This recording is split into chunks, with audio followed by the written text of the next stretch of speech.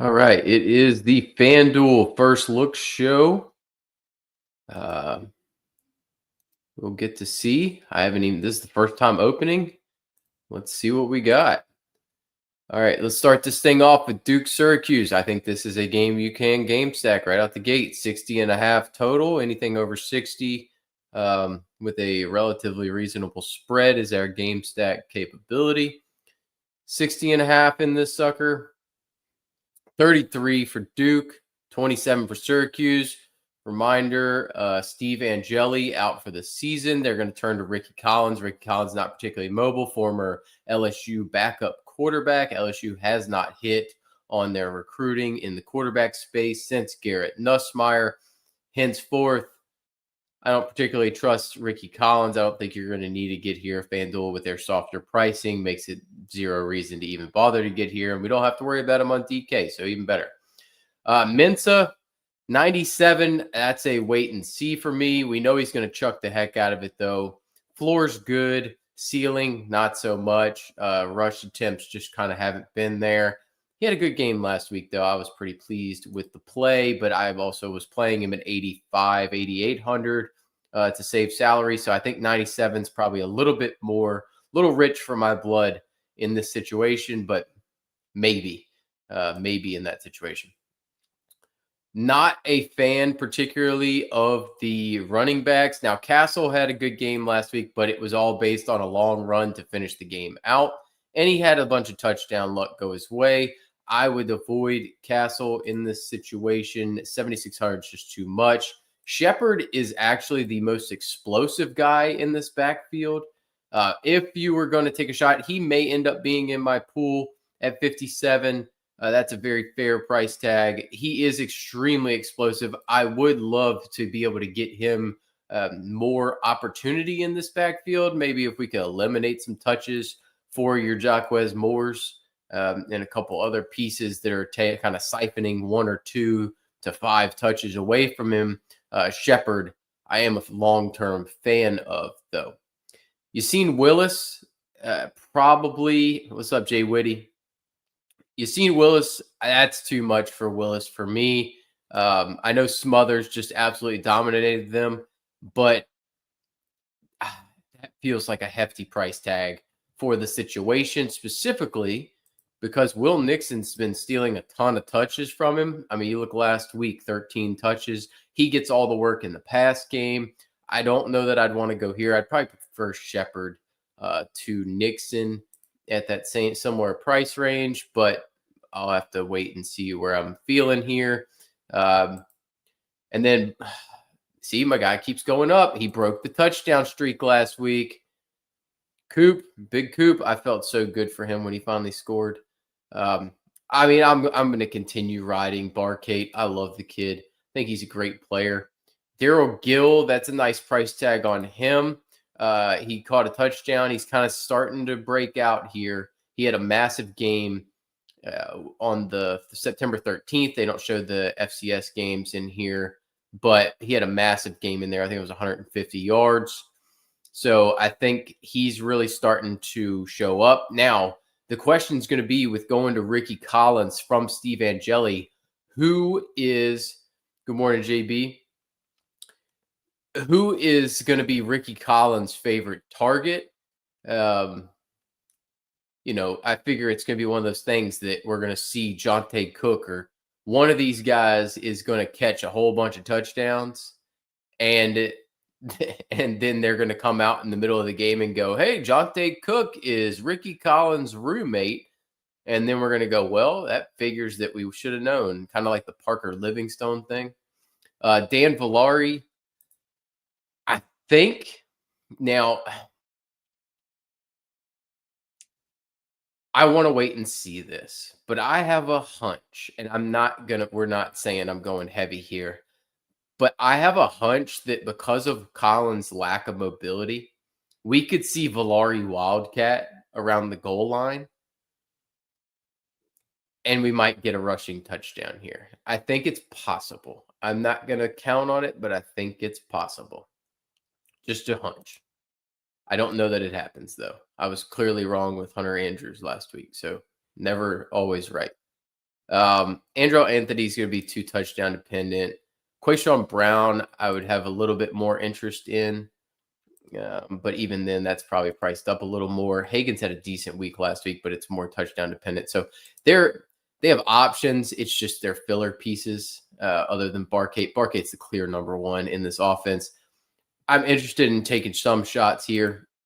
I just am interested to see who emerges as Ricky Collins' favorite target in this offense. Now, Cook's been having a little bit, or Justice Ross Simmons, good little run, former Colorado State guy. I think Gill's the most talented guy in the room. Cook has some off-field problems, but that's why he's here. And then Ross Simmons is probably the most reliable of the bunch, but they're all going to be interesting, and I'll be interested to see how projections work out. Actually, I need to note that I'm going to look that up. Let's look. I want to look up target share. I'm going to make a note for myself with Collins. So I want to look up where did the targets go? I mean, did Angeli?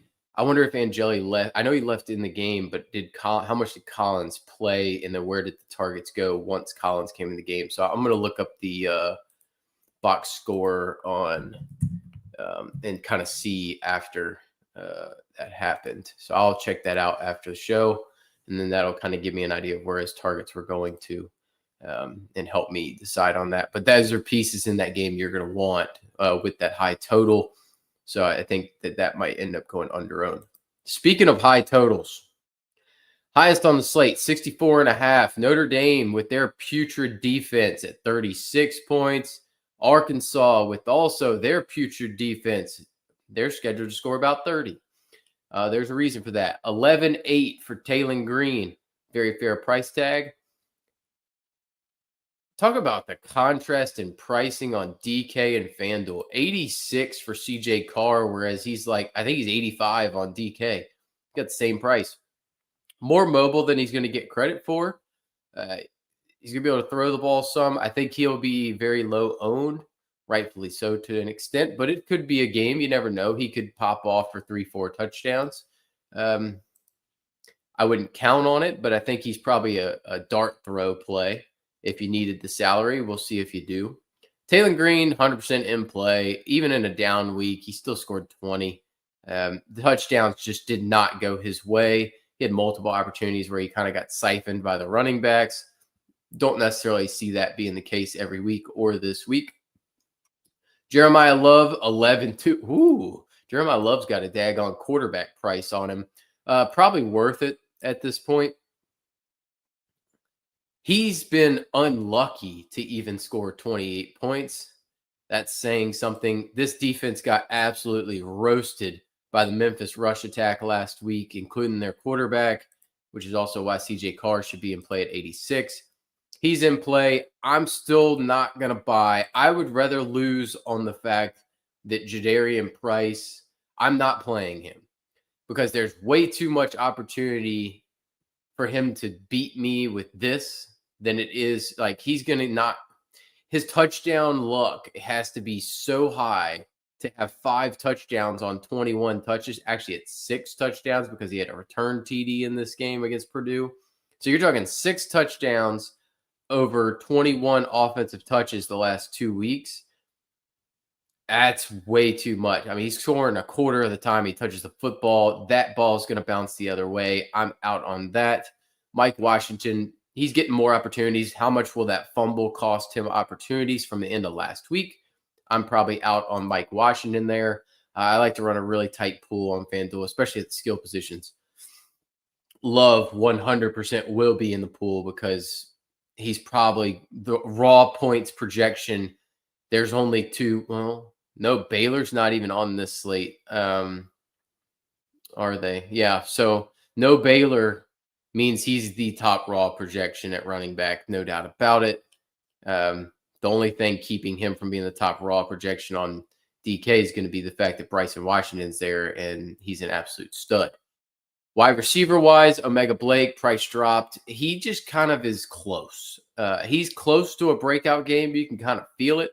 Will he get there this week? I don't know. If he is, if you're going to stack with Taylor Green, Blake is the clear top option. I'm not a Faison guy. I'm a Fields guy. I think Fields is the best option in the Notre Dame pass attack. If I was going to pair, if you're going to play CJ Carr, you need to play him stacked. I would stack him with Malachi Fields. I think there are ways you could go Fields.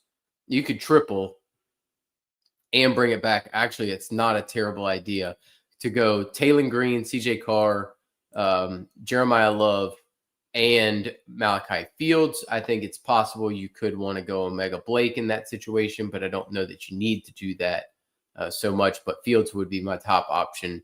I think he's the best player in that pass room. Wide receiver outside of him, outside of Omega Blake, gets a little hairy. Target share is pretty concentrated on Blake from an overall standpoint, but you get these Rohan Jones popping off for long touchdowns. Like, I can't trust 3 touches and 2 touchdowns. Platt, similarly, just kind of big plays at tight end. And then the other wide receivers are just kind of mixing and matching, and they're tough to trust. So I'd be out on those guys. It'd be Blake or bust. I don't mind playing Green naked as well. Georgia Tech, Wake Forest. Interesting game. There is a one really fun way to play this one. 53.5 over under, 34 for Georgia Tech, a paltry 19.5 for the Robbie Ashford-led Demon Deacons, 0.0% chance. Oh, 7,700. We could talk about it. I probably prefer CJ Carr, but we could talk about this. There's a way where Georgia Tech tends to play very well against very good competition. Against paltry competition, they stink. Notice how they looked great against Clemson, and they looked a little doo-doo against Colorado. I don't think Colorado's very good. So I've seen it one too many times. Man, Ashford he's the Cam Fancher of the Power 5. I just think, Cam Fancher's technically in the Power 5 at this point. Robbie Ashford and Cam Fancher both stink. Like, the fact that he has a starting job in the P5 is Power 4 at this point is embarrassing to the P4. But it speaks to where Wake Forest is as a program. It's very tough. Jake Dickert, though, quality head coach. I think I would hate to say that Ashford's in play, but he might be. Haynes King probably priced up a little more than I'd like. I like him on DK. Rushing upsides there. You could easily see a Colorado-esque performance from him in this spot. It was nice to see him come out and play, but also notice when they play these games where they blow a team out, his rush attempts get lower. When they play a close game, he's going to run for 100 yards. So, if you think that this game comes within the spread and Wake Forest is going to be in it, Haynes King's in play. Now, if Wake Forest is going to be in this game, Damon Claiborne's going to have to eat. He hadn't been great yet. And I worry about their offensive line. But if I'm going to play Haynes King, the only way I play Haynes King is if I play Damon Claiborne with him. Because Damon Claiborne will be the reason that Haynes King has to run. If I'm not playing Damon Claiborne, and I'm not playing Haynes King, because I think they're one and the same.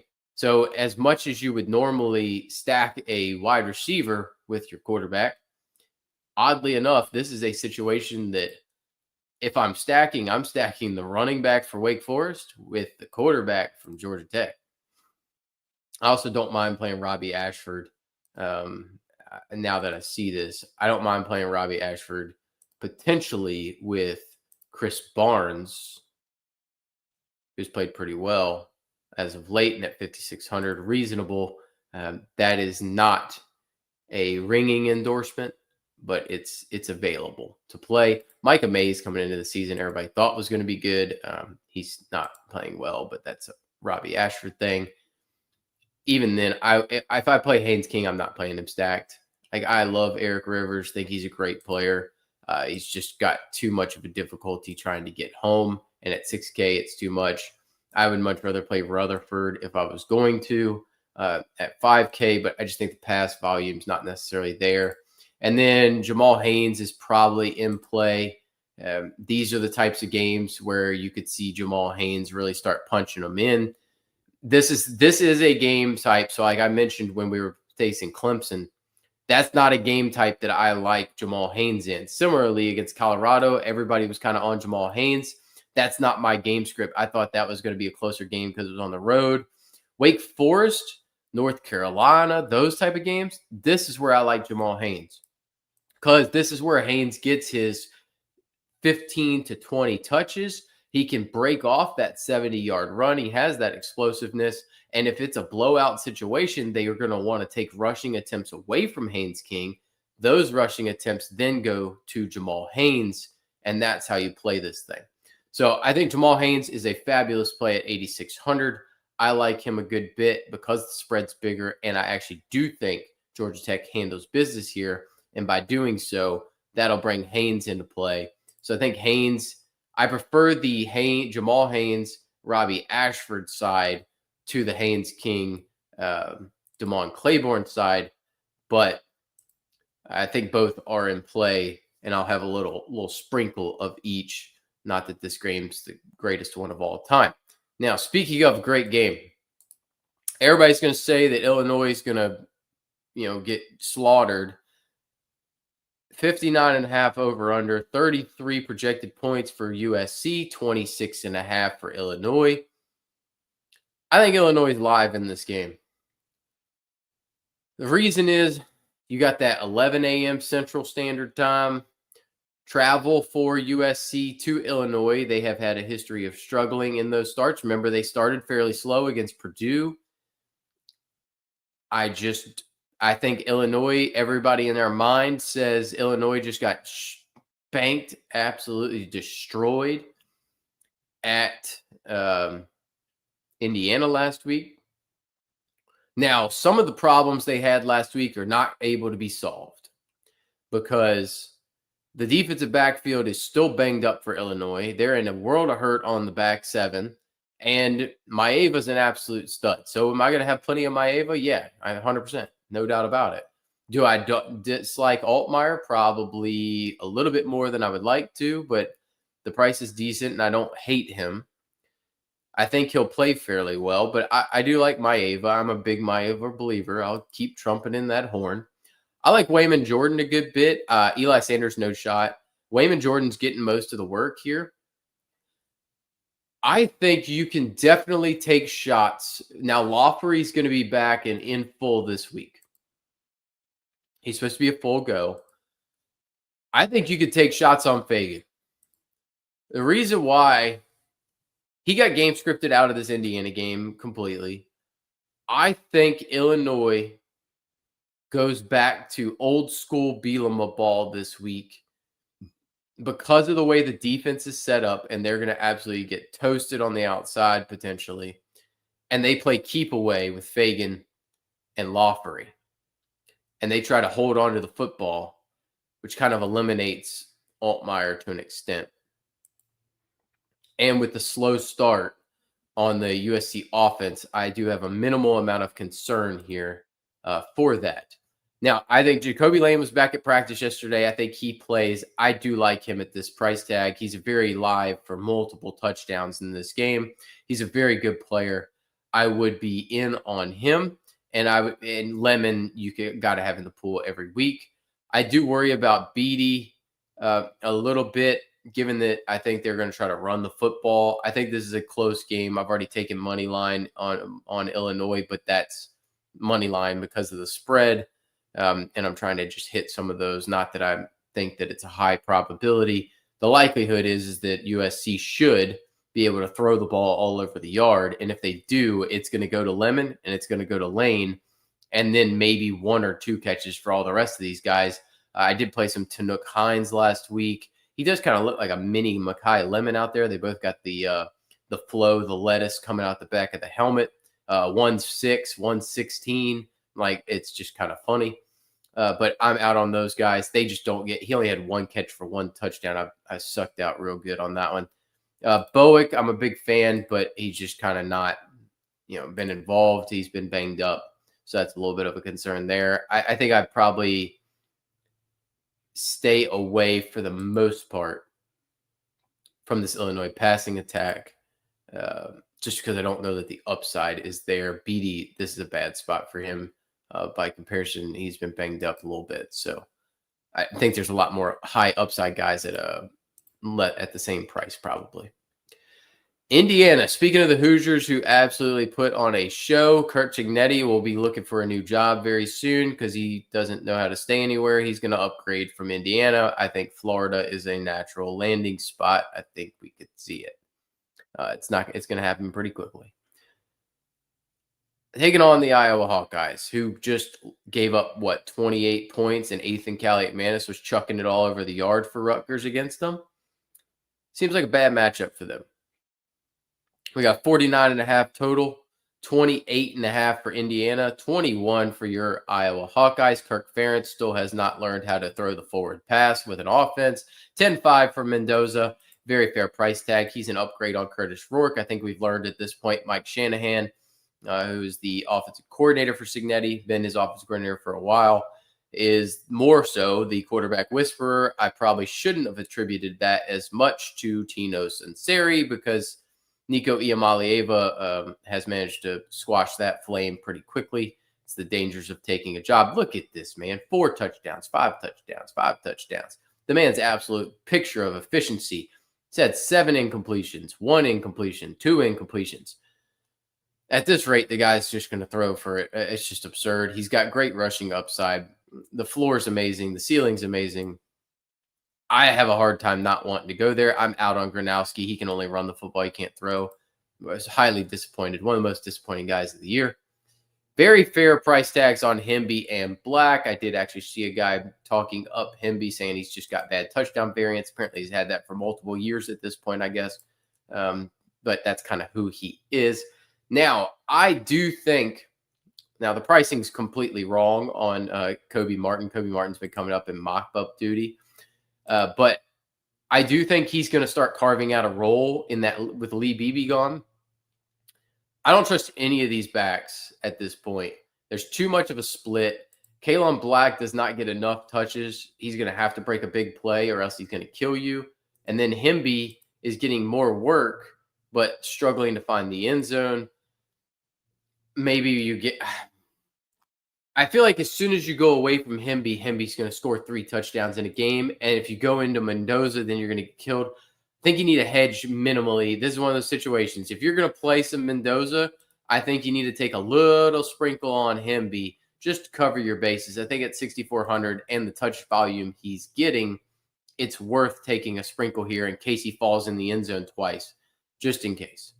I'm out on the if there's one thing that this coaching staff for Indiana has done extremely well for the past 10 years that I've seen it, from Elon to JMU to Indiana, it stops the run. When JMU first came up to FBS, we were number 1 in the country with Georgia as the best rushing defenses. It's continued. Indiana's going to be able to stuff this run game. Would not shock me if Moulton's terrible. Don't even bother with that one.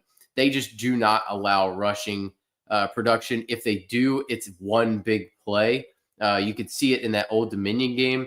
First play of the game, Colton Joseph took it 75 yards to the house. And then after that, I think he had -5 yards for a while in that game before he got another 70-yarder, but the game was out of hand at that point. Omar Cooper, I still can't do it. Not at this price. He's playing well. I just, the consistency's not going to be there. It's a big play only thing. I wouldn't go there. I'd rather play Mendoza naked. It's just too nervy for me at 9,600. There's going to be better plays right around there. I don't love the price tag on Surratt because he can give you this 3 for 23 if the ball bounces away from him. I prefer him to Cooper because I know what points I'm going to get more so, but that's a tough price tag. I mean, who's more like your Rutgers wideouts, and that's Surratt. So the floor is better. The ceiling is similar. So I'd rather play Surratt to Cooper if I'm going to. All right, Auburn A&M. This is actually a fun game. 51.5 over under, 29 for Auburn or for A&M. 22 for Auburn. Probably feel a little better about that. I probably like Auburn in that game. 9,200 for Jackson Arnold's pretty solid given his rushing volume. You know, he had 21 carries last week. Yes, they went for negative 11 yards. 10 of those were sacks. He's still there, though, and his weapons are still very good. We saw Notre Dame just absolutely roast this A&M defense. I think Arnold at 9,200 is in play. I don't hate Marcel Reed at 11.3 nearly as much as I hated him on DK. Rushing upsides there, passing upsides there. I think this is by far and away the best defense that they will have faced this year. You know, we saw them hold Mateer down last week, even though he threw for 270 yards with a broken hand. It sucks that he's out for 3 weeks, but you know, lines up good for them. Le'Veon Moss is an absolute smash at 8,200. He's getting healthy. You saw him come back, get his feet wet, saw him get a little bit more work, get healthy. Notre Dame explodes on the scene. I think that trend continues, and he's only going to get better from a carry basis. Moss on DK is almost a daggone lock button. He's very similar to TJ Harden for me last week. 5,600, he's not going to hurt you. 8,200 here, I love it. He's very similar to the Adam Randall play last week. I will play the heck out of him. No shot I'm playing the Auburn backs. Don't like them. Don't trust them. Don't think they're good. On the wide receiver side, Craver, great play on DK as well. 10.5, that's way too much. Even Concepcion at 94. This pass offense is really priced up. I don't love taking those shots there. I understand it if you do. Maybe I end up getting there. I don't know. Cam Coleman is the only guy that I would consider specifically on FanDuel because touchdowns mean so much, and Singleton's living on reception volume, not big play volume. Coleman is an absolute stud. Do not have any issues playing him stacked with Jackson Arnold. It's an easy stack to get to at 7K and 9,200. He's the best player on the field every time he steps on it, unless he plays Ohio State. But he's the second best wide receiver in the country for my money. Utah, West Virginia. Awful game. Just an awful game. In Morgantown. 49.5. 30-point projection for Utah. 19.5 for West Virginia. Don't know they can even get there. Nico Marchiol now questionable. They'll probably end up with Jalen Henderson. Henderson a little more mobile than Marchiol. Devin Dampier's too expensive for my money at 92 or at 10.2. I would love him in the 9Ks in this spot more so. Rushing upside is there. I just doubt the passing volume. Don't particularly love it. Don't hate it, but it is in Morgantown, which limits me a little bit here. Ty Edwards, questionable. I still just defense travels, so I do not want to play anybody from West Virginia. You might as well just discount them completely. Man, they did price these Utah backs appropriately, but they are splitting work so horribly that I think it's just a tough play. It's a tough click. I'm personally a Wayshawn Parker guy, but they are not giving him work that they should be. I think he's a very talented player. I would love him to get 15 touches a game, similar to Micah Bernard last year. I think that that's what he deserves, but he's not getting it. So I'm probably out on the Utah backfield unless something can really sway me here. But it's probably going to end up taking an injury to one or the other for me to go there. I just love Wayshawn Parker, the player, but they're just not doing it. Is it possible you could get to like a Dallin Bentley? Maybe. He's getting the volume. The target volume's there. 5,800 is not awful for him. Ryan Davis at 67. He's getting a ton of volume as well. I think he's in play. I'd like him more on DK than I do on FanDuel just because the touchdown equity is going to be tough to come by. But 6,700 is a reasonable price tag for a guy that's getting double-digit targets every week. Otherwise, they're pretty tough. Oh, did Hunter Andrews get hurt? He's out for the season. Well, okay, well, I'm vindicated here. I wanted to take shots on him last week, and he got hurt in the game and was out for the season. See, that's what happens when you don't have volume on 4 games at once when you're watching them. All right, so I was right, but he got hurt. Okay, see, I'll take a small victory there. Small victory for me. That's going to give Dallin Bentley a lot more work. So Bentley 100% in play at 58. That's solid there. Oh boy. All right. This is a big game. Ohio State taking on Washington. I was a Washington believer coming in the season. 52.5 over under. 31 points for Ohio State. Probably reasonable. 21.5 for Washington. I think they can get over that, but it's going to be tough. At Washington really helps them in this spot. I am not going to play Julian Sayin. Reason is he has no rushing upside. I don't trust his passing upside. I think this is his upside in this game. 24 points. That's not going to cut it. So I'm out. I know a lot of people are going to say, well, if you're going to play his wide receivers, you might as well stack them with saying, no, I think the upside for a lot of these other quarterbacks is way higher. And I can get basically his entire upside by playing one of the wide receivers because it's going to be the wide receiver that ends up going off. So why would I do that? It doesn't make any sense. So I'm out on saying I'm not saying he's a good player, a bad player. Not saying, get it? I'm not saying he's a bad player. What I'm saying is all of his production is based off of 1 to 2 weapons. So I'll just take the weapon and get all of the production. It's not a Sam Levitt, Jordan Tyson situation, right? Because Sam Levitt's mobile. He's going to get rushing touchdowns. Jordan Tyson's going to catch 90% of it's literally 60 to 90% of the volume on a given week goes through Jordan Tyson. But Levitt's legs differentiate him. Sayin does not have that. So I'm out on Sayin. No shot I'm paying $10K. The ceiling's not there for me. Now, I will instead play 9,400 Damon Williams because he's going to run and he's good. And his passing capability is underrated. I know this defense is unreal, and it played very well against Arch Manning. But Parker Navarro kind of got there, played okay against Ohio State. And Damon Williams is a better Parker Navarro. So I have no problems playing Damon Williams. I like him a lot. I think he's in play very much so.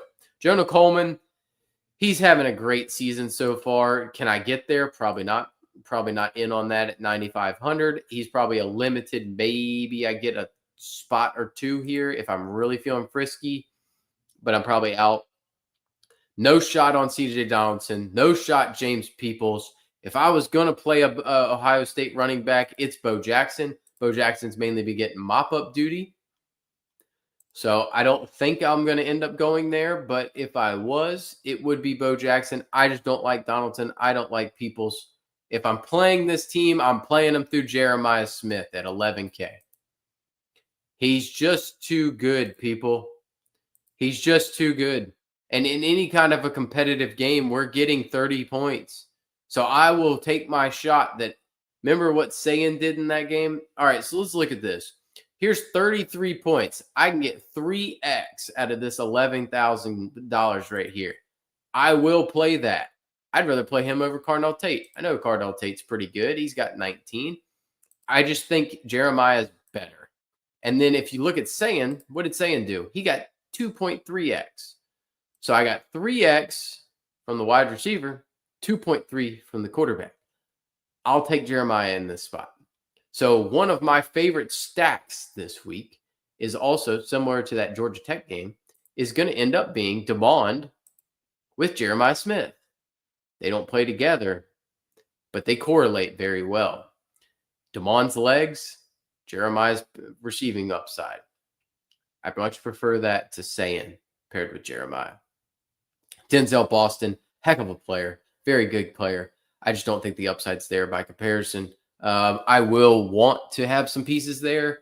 I like him as a player. I think he's the only guy you can realistically play from the Washington receiver standpoint because these other guys just are not getting volume, and Amari Evans just came back. So I would probably be out on the rest of them. Maybe you could take shots on Max Clare at 5K in a competitive matchup. Maybe he gets some more run here. Brandon Ennis just super disappointing as a player. Number one wide receiver. They always like to tout that stuff, but he hadn't done squat. So it's really the Jeremiah Smith show. But this game, I think, is a good game. But there's a lot of good games on this slate, so I think you got to be somewhat picky. All right, LSU at Ole Miss. Shout out Landry Kiffin for hard launching a relationship with your dad's opponent this week in Whit Weeks. Shout out Whit Weeks. LSU, this is a 55.5 over under, 28.5 Ole Miss, 27 LSU. I think LSU's in a little bit of trouble here. I just don't trust this LSU offense right now to move the football. I think Ole Miss will find ways to move the football. I'm still not going to pay $11K for Trinidad Chambliss. I'm still going to operate on the basis that I believe Trinidad Chambliss remains the starter currently because they're going to need his legs to be able to run away from Harold Perkins to what extent you can. Chambliss has been an absolute monster the last 2 weeks. Does not hurt his case of being in this situation and keeping the job over Austin Simmons for the time being. 8,900 is a very fair price tag for Garrett Nussmeier. That puts him in play. Do I feel good about it? Not really. I much prefer DeMond Williams for 500 more. This game can get drunk every once in a while. Keywan Lacey, I'm probably out on at 10-2. I think it's just too much. I'd much rather pay for Jeremiah Love. I'd much rather play Jamal Haynes, Wayman Jordan, somewhere price tag I'd rather play. Caden Durham is banged up. Don't love it. Not playing. I'm out. And I need to see it. I haven't seen it all season. I don't want it. Harlem Berry is a highly touted backup. He came in, great recruit. We'll see. Last week's game made it really nervy against Southeastern because Jawan Johnson got a ton of work early in this game. And if Caden Durham's out, do we see more Jawan Johnson? If Caden Durham's announced out, I'll be a little bit more interested in Jawan Johnson than I would Harlem Berry. Just me personally. Harrison Wallace came crashing back down to earth last week. He ruined a number of the DraftKings teams for me. Still not interested. Considering the LSU defense, I'm out. Don't mind Aaron Anderson here. I prefer him to DK. 7,800 fair price tag. Variant Brown actually is playing okay right now. I don't love it. They're just spreading the ball around. It's almost like I would rather play Nuss by himself. Tradez will be interesting in this spot. He's going to be available. It's one of those situations where it feels like he could just get the ball chucked up in the end zone and he comes down with 2 touchdowns. But they're going to mix and match so freaking much. I wish John Stribling and Caden Lee were a thing. They just haven't been. One of them's going to play well this week. Just maybe at Lee starting to heat up.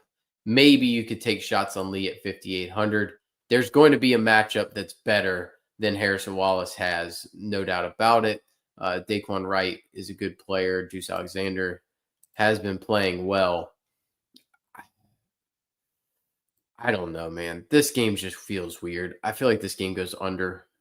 This game has every opportunity to get drunk. I'm going to have to wait and see on that one. I like this game far more. Tennessee at Mississippi State, fabulous game. Great game environment. One of the best on the slate. Top 3 on the slate. Right behind Notre Dame, Arkansas, and then right there with Duke, Syracuse.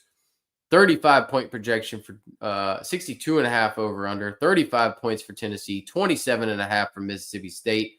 Love this game environment. Joey Aguilar priced up 11.5. That seems a little absurd. I'm probably going to end up being out on that.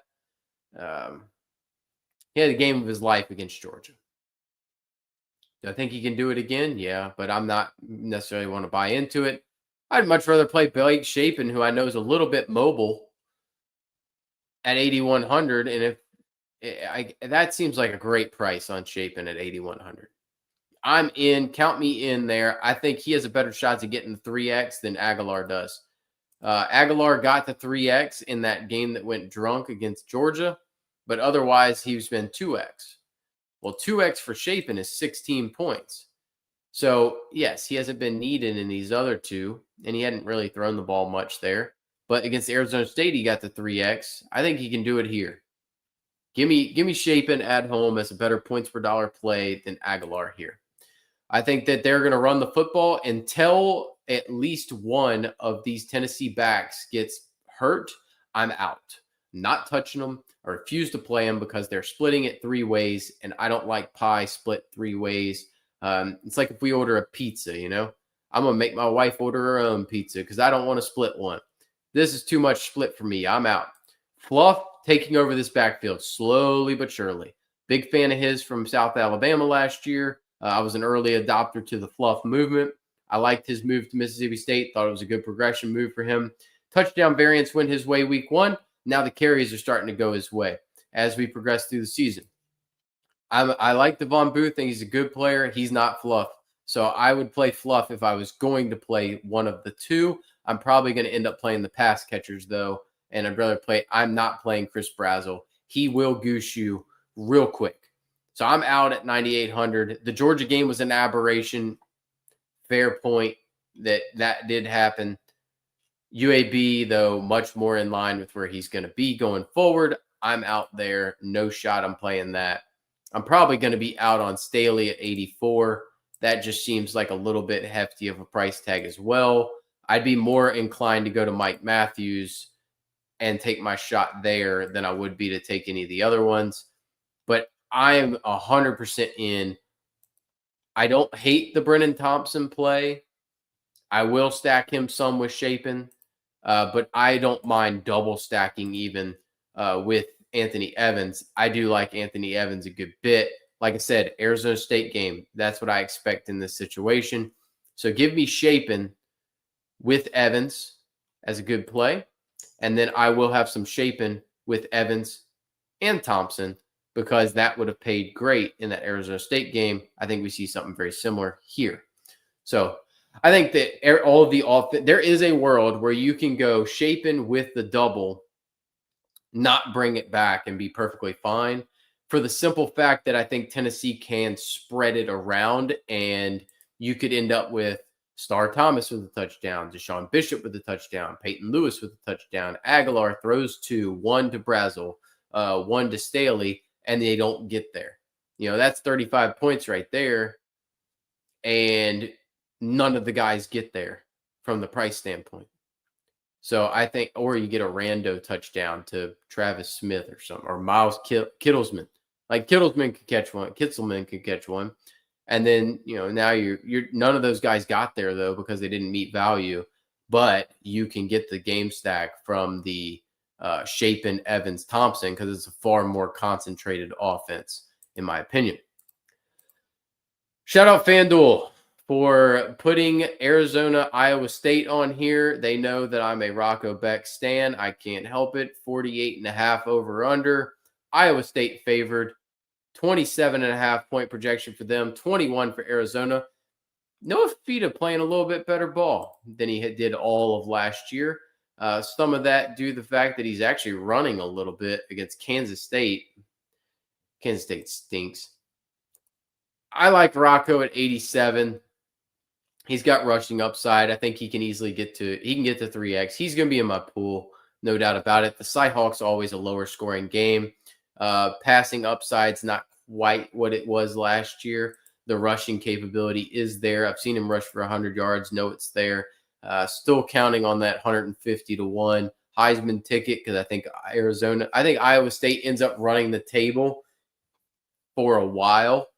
But they're going to be in deep trouble when they do finally run into your Arizona State and your I think Arizona State and Texas Tech are the only 2 teams that can give Iowa State big fits because of the defensive lines they sport.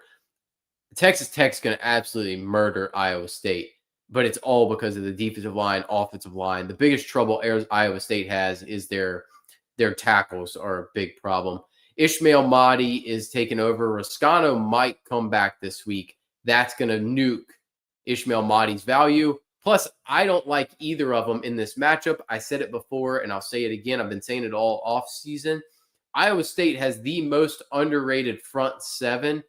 From a defensive standpoint, you're not running the football against them. They got the big squeeze or whatever, Dominique Orange on the front. that front four is just nasty, and their linebacking core is deep because last year they had their top two sets of linebackers. That's 6 guys all out for the season. Now they have a 9-man rotation they can go to with a ton of experience. Love those guys there. Arizona's run defense sucks. I don't have any issues going to Carson Hansen. I was big on Hansen for this week against Arkansas State.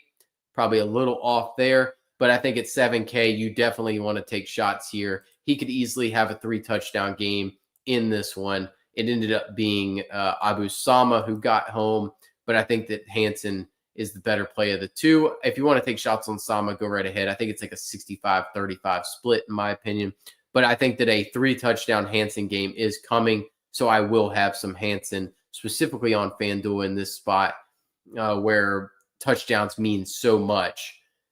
I think that he has the upside for 90 or 100 yards with 3 to 4 touchdowns potentially. Javon Wheatley is kind of taken over as the number 1 as expected to an extent, but he was mainly one big game. So I kind of worry about that. Chris Hudson, he's going to show up here and there. Chris Hunter, always, in play. I'm kind of out on these guys. Wheatley's got only the one big game. I think Iowa State holds them down. The scoring's just not necessarily there. I'll probably be out on the entire Arizona offense in this one. I prefer playing Hansen over anybody. Luke Weissong, long time favorite of the show. Chase Soul, how the mighty have fallen. He stinks now. Ben Bramer hadn't done a lot since there was a game in there that's not showing up that he caught two or three touchdowns. If Burkle's out, I'm kind of interested in Bramer. I think that there's touchdown upside there. Eskildson, he's more of like a deep play target for them. I don't know. I might just play Rocco naked every once in a while if I want some salary savings, because he just kind of spreads it around across the board. I think Bramer's kind of interesting, though, at that price tag. I have some option there. But Carson Hansen's probably my top play for Iowa State in this matchup. Ooh, Bama, Georgia. 53.5 over under. I think the over kind of looks really good in that game. I don't know why I haven't bet that yet. 53, I bet you that thing's gone up. 53.5 over under, 28.5 Georgia, 25 Alabama. I think this game goes way over at this point. Gunnar Stockton in play at 9,800, no doubt about it. He's got rushing upside that is been shown and we can believe in. He's got passing upside. I think this Bama defense is not great. Ty Simpson at 9,500. Probably light in play. I think the Georgia defense is better. It's definitely a lot better than it showed, but it got toasted by the Tennessee offense, and this Bama offense is much better from a pass standpoint. So both are in play, certainly. Nate Frazier kind of learning how to hold on to the football. I'm probably out. I don't like that. I'm out on the Bama run offense. That's for dang sure, because they all just are putrid at this point. Ryan Williams. Hey, look. Round of applause. One website finally figured it out. Jeremy Bernard is as good of a play every week as Ryan Williams. Finally, put some respect on this man's name. Look at the scores. He did it all last year. 8,800 fair price tag for Jeremy Bernard. You want to stack him? Go right ahead. You want to stack Ryan Williams off of the back that he played great last year? I'm going to have a game stack of this one. It's going to be Stockton. It's going to be Simpson. It's going to be Jeremy Bernard. It's going to be Ryan Williams. And then I got to pick my poison between Colby Young, Zach Branch. Yeah, it's probably Colby Young, Zach Branch that I feel the most comfortable with. I like Zach Branch. This feels like a good Colby Young spot to me. I like him at 6,500, 7,400 for Zach Branch. He's got that explosive upside. I think that you can double stack and bring back No doubt about it. This is a game stack from the passing standpoint. I like the over in this game a good bit. Oregon, Penn State. The Ducks travel to Happy Valley. Talk about two places that are difficult to fly into. I've flown into Eugene. Whoo, buddy. It's not a whole lot there. I have not flown in towards Happy Valley, but I've flown into Pittsburgh. And also, not a lot out there. Fun game, though. This is going to be a blast. 52.5 over under. 28, we'll call it, for Penn State. 25, Oregon. I like Oregon in this game. Dante Moore is far too cheap at 8,500. It's going to be a dang near lock button for me here. He's got rushing upside that has not been tapped into. We saw it last week with 53 yards rushing. He's not getting enough credit. They haven't needed him. There's a reason. But even in games he hasn't been needed, it's 22, 23, 33. I love Dante Moore at this price tag. I think this is far too cheap. This is a screaming value. I'm just going to go ahead and plug him in. $9K for Drew Aller. It's fair. He's got untapped rushing potential. They said he's lost some weight in order to be more mobile. I still want to see it to believe it. I far prefer Dante Moore here. I still want to see Drew Aller be able to throw the football well. I think this defense for Oregon's pretty good. So I'm more in. Oh, man. They priced this game down way too much. Now, I think Whittington is a decent play. He's coming off of the injury where he missed the game. I think it's all because they want to let him be healthy. But if he doesn't suit up, Jaden Lamar is a smash play at 6,500. He's going to be the top option. It would be hilarious and fitting if Mekhi Hughes just went absolutely nuclear in this game. It would be so funny if they just saved him all the way till now. I don't think they have. I think that hasn't been the reason. Nick Singleton, great play. Katron Allen, great play. You really do wish that one of them was out. But these are the top two plays on this team. I prefer Singleton to Allen. That's personal preference. Allen's not the explosive player. If I was playing one, I'd play Singleton here. Don't have any issues. Both of them great options. 7,500 for Nicorian Moore. Not a bad play. He's the top wide receiver for these guys. He's the most explosive. I'm really looking forward to seeing what he does in a full game's worth of action. Kyron Hudson, Trevor Pena, they're fine options. Don't love them, don't hate them. If I am, I love Kenyon Sadiq. The kid's an absolute weapon. This would be the way I would go. I like this as my stack in this one. Very easy to be able to do that. Give me, let's go Simpson. Why not? Let's go Stockton. I like that a little bit better because then now I can go with I'm going Bernard because I think the other one's more there. Oh, I get 11K for a running back. Boom. Oh, that's terrible. I almost can fit Jeremiah Love here. That's what you want, man. That's what you want. Well, what you can do. Look at this. This is the fun stuff. You got Ty Simpson there. There you go. Boom. There's your double game stacks for those two monster late games. That's fun. Like that's an easy, fun time to have. I mean, it's just staring you in the face. All right, that's gonna be fun too because you're gonna have a whole bunch of like all the fields got their scores, and then you've got the last two games basically, and you just go flying up the leaderboard when those two games shoot out. That'd be fun. Talk about not all like fun games whatsoever. This game sucks. 46.5, lowest total on the slate. Don't want to play hardly anybody in this one. Kentucky visits South Carolina. Just two teams that are going in awful direction. 26.5 for South Carolina, 20 points for Kentucky. I'm tempted. He threw the ball really well last week. The rushing hasn't been there. He's the entire offense. I'd play him naked. Play him by himself. Kentucky, solid defense, but it's on the road. I will have some sellers. I think there's a lot of very good quarterback value on this day. Shapen, Sellers, Dante Moore. both of the quarterbacks in this game. Probably going to be out on Rocco now because of how much there's been. I'm definitely out on Aguilar. Chambliss, I'm out on this game. I'm out on saying I like DeMond Williams' price out here. Probably going to end up out here, although I do have minimal interest in Jackson Arnold. Out on Gronowski, maybe a shot or two on Mendoza. Out on Altmaier because there's just the way they need to play is going to be to run the football. Haynes King, minimal interest. Probably out on Ashford now that I see these other guys. I'd much rather play Sellers. Taylor Green in.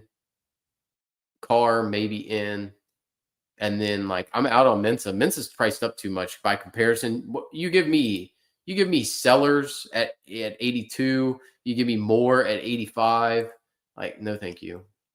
So, yeah, I'm going to end up with a tight pool at quarterback, actually. Well, not a tight pool, but it's going to be a cheap player pool. 0% chance I'm playing Seth McGowan or Dante Dowdle. They're splitting work. $9K, far too much against this defense. I know this defense got beat up by Ahmad Hardy last week, but it's at home, and I don't particularly love Seth McGowan as the player. Rasul Faison seems to be taking over this backfield, but still don't trust him, because Oscar Attaway's still there. And in a situation, you're going to see them run. It's going to be Lenore Sellers for the most part. So I would rather go Sellers. Jacobs popped for last week for a monster. Otherwise, though, bench just doo-doo. Nick Harbor, meh. He's just been kind of meh. I don't think you stack him. I think if you're playing him, and the only play in this entire game is Sellers because he's the entire offense at 8,200, and you ignore everything else in that game, period. So I think that's a full ignore otherwise, and that's the only guy that I'm willing to take shots on in that game. So some interesting price tags. There's some very, very cheap quarterbacks. Very cheap quarterbacks that are all in play. I think cheap quarterback ends up winning the slate. I think mixing and matching your cheap guys, from your Stockton, Simpson, Williams, Arnold,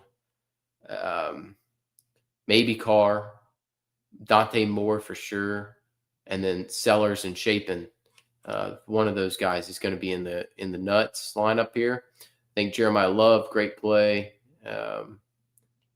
It's very mid-tier though. On the running backs, which is kind of interesting because Haynes, great play. Singleton, great play. Moss, great play. Living in the 8K range is fully viable on this slate. So I would say you're going to want to go double cheap at quarterback. I mean, sub 10K at quarterback, we'll say twice. Get you Jeremiah Love and one of those mid-tier guys, like the Haynes, Singleton, Moss. And then go grab you Jeremiah Smith, and these guys at the top, get somebody from up there, and then you can kind of live in this mid-range for the most part, and then take shots on these really cheap Mississippi State pieces. But, yeah, I'm going to have a really tight pool this week. I'm going to try to mix and match and go real tight here. There's a lot of very good value and very good top-end plays that you can get to very easily. So that'll wrap this first look. Very interesting slate with the pricing. Sometimes you don't know what they're thinking. And then we will be back tomorrow. I should have projections and everything ready to go for DK. And we'll do our kind of player pool builder. Hopefully projections will be ready and I'll get those taken care of.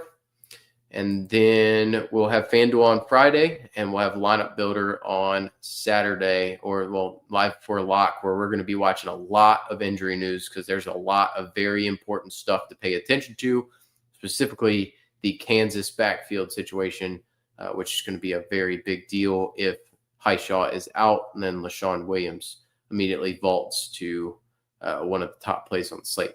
So I'll be back tomorrow, and I will see you guys then. Y'all have a good one. Good boy.